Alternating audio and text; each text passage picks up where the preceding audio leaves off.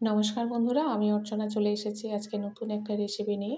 আমি এখানে কিছুটা পালং শাক নিয়েছি, নিয়ে এটা ভালো করে সিদ্ধ করে নিয়েছি, নিয়ে জলটা ঝারিয়ে নেব।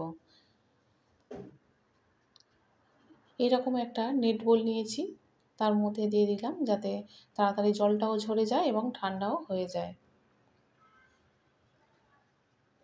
এটা ভালো করে পেস্ট করে নিতে হবে। যখন ঠান্ডা হয়ে গিয়েছে তখন এর মধ্যে দিয়ে দিলাম। এবারে ভালো করে পেস্ট করে নেব।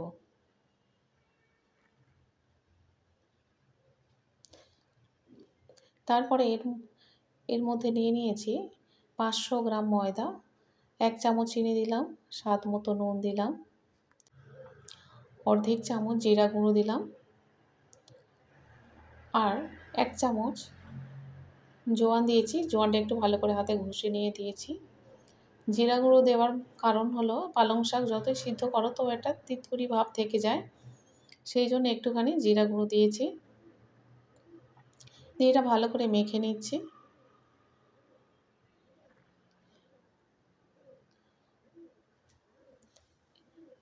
এবারে এর মধ্যে দেব 2 চামচ রিফাইন অয়েল।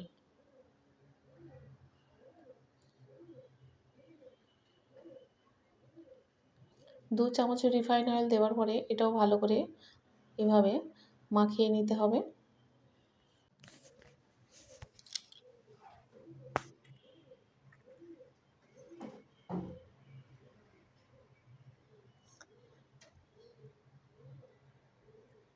তেল দেওয়ার পরে ভালো করে মাখিয়ে নিয়েছি, খুব বেশি দিইনি।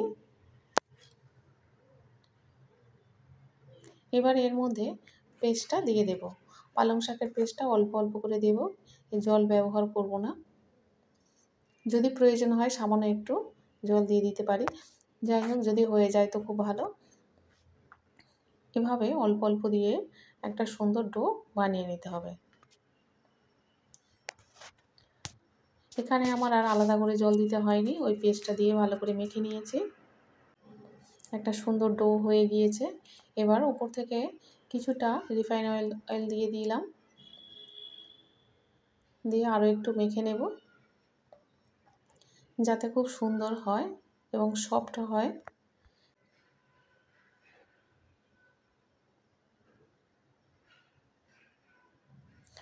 এবার এটা ঢেকে দেব, ঠিক আধা ঘন্টা পরে তবে লুচি বানাবো।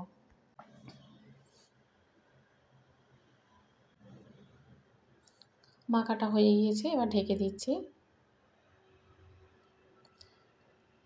ফিরে এলাম আধা ঘন্টা পর, দেখে বুঝতে পারছেন কতটা সফট হয়েছে।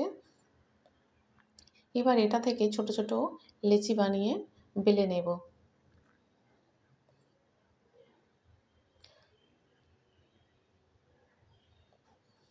এদিকে তেল গরম হয়ে গিয়েছে, একটা লুচি বেলে নিয়েছি, নিয়ে আগে দেখাচ্ছি কত সুন্দরভাবে ফুলছে। এভাবে আরও দুটো বানিয়ে দেখাবো।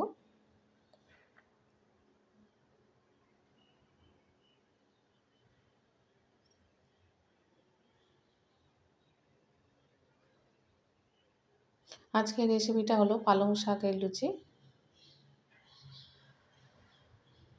ভাজার সময় একটা সুন্দর স্মেল আসে, খুব ভালো লাগে, তখন মনে হয় কখন খাওয়া হবে।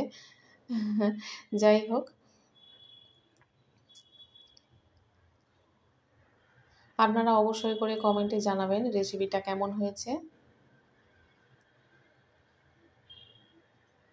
আরও একটা ভেজে দেখাচ্ছি।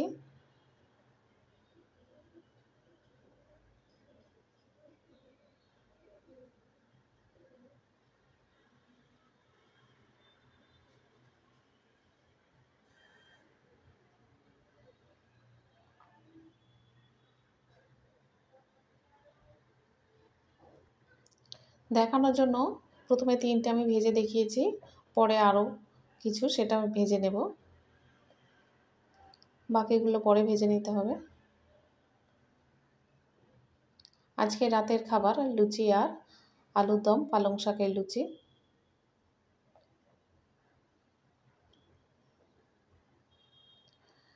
আমি অর্চনা, আপনারা দেখছেন মাইসেলফ দীপ্তেন্দ্র। অবশ্যই করে লাইক, শেয়ার এবং সাবস্ক্রাইব করবেন। দেখা হবে আবার পরের ভিডিওতে।